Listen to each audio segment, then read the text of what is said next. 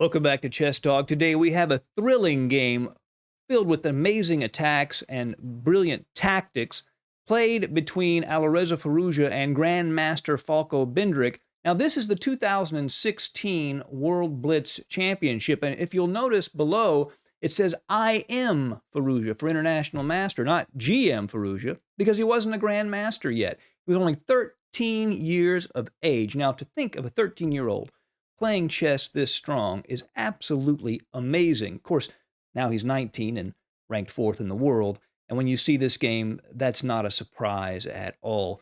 A tremendous performance, but let's jump right in. Bindrick has white, Firouzja has black. Let's begin. Bindrick plays d4, Firouzja plays knight to f6, knight f3, g6. Here he'll probably be playing the King's Indian or Grunfeld. But Bindrick plays bishop to g5. This is the Torre attack. Now, what he wants to do is restrain Firouzja's play, keep him from having all the normal King's Indian fun attacking white center. Well, we'll see about that.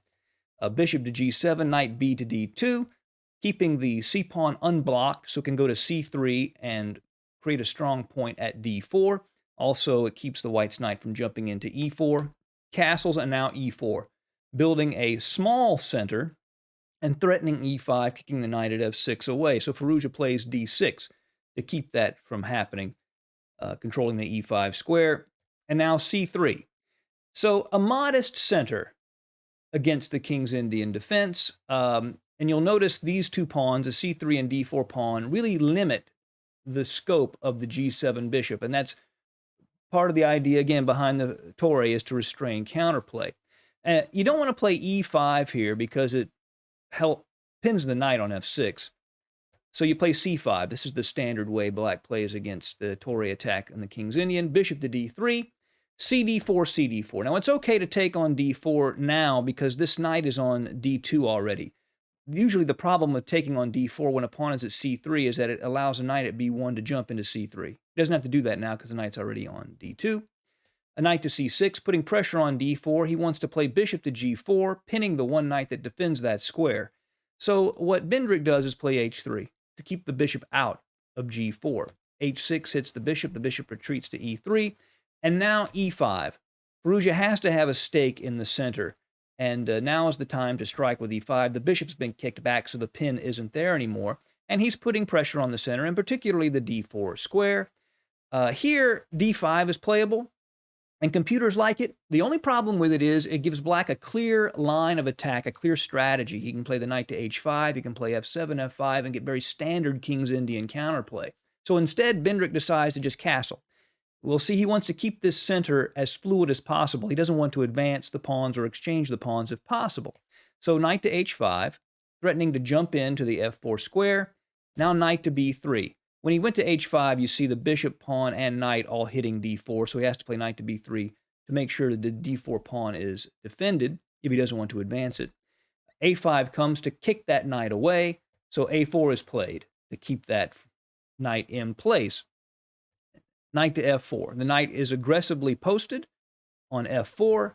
Now bishop to b5. I think he wants to maybe exchange that knight to relieve the pressure on d4. Also, when you look at this bishop at d3, it's sort of hard to find activity for it, and even black can exchange it off if he would like to at some point. So he plays the move g5.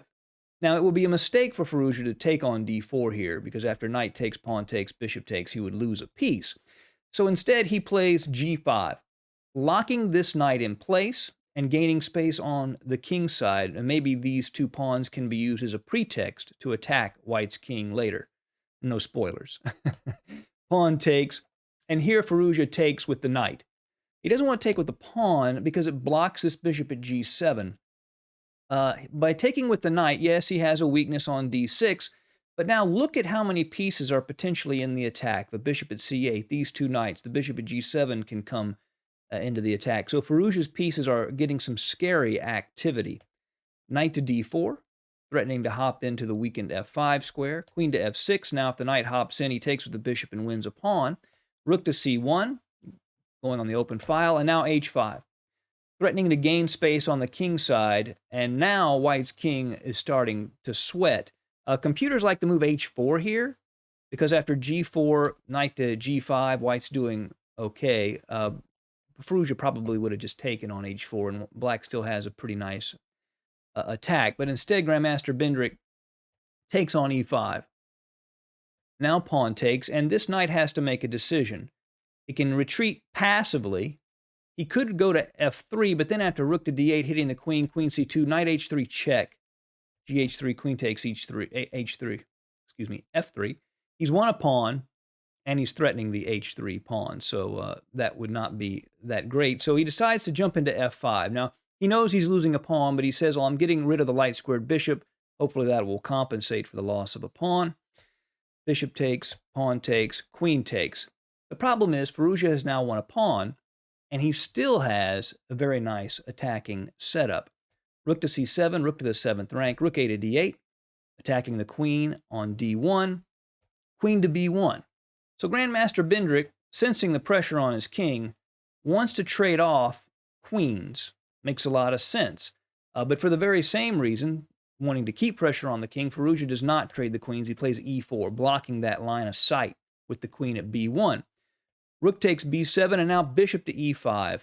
A beautiful bishop, well centralized, aiming in every direction, controlling the c7 square, aiming at h2, a wonderful minor piece. Now, big moment here. Here, Bindrick plays rook to d1. What he should have done is play rook to e1. Now, it may not look like a big deal, the difference between e1 and d1. It's all the difference in the world, as it turns out.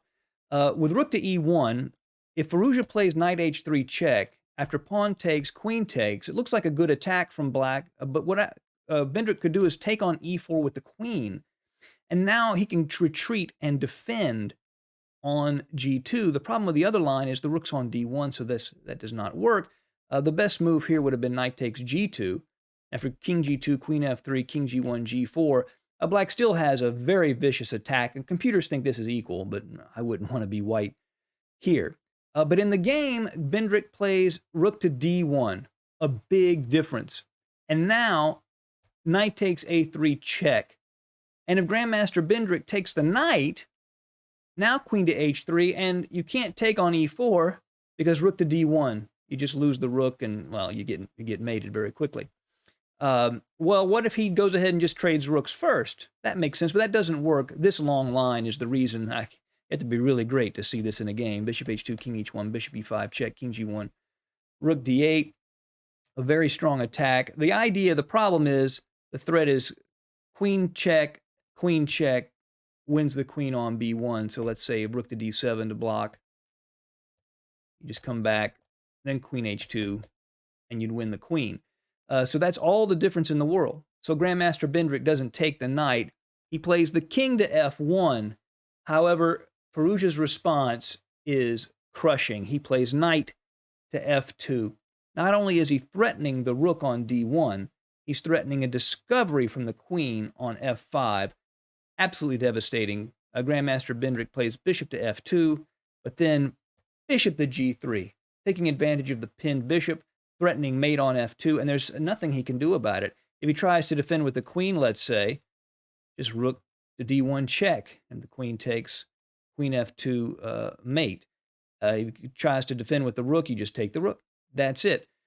So in this position, Grandmaster Bindrick resigned. An amazing attack from a 13-year-old Alireza Firouzja. If you'd like to support the channel, you can do so by clicking a thanks button down below.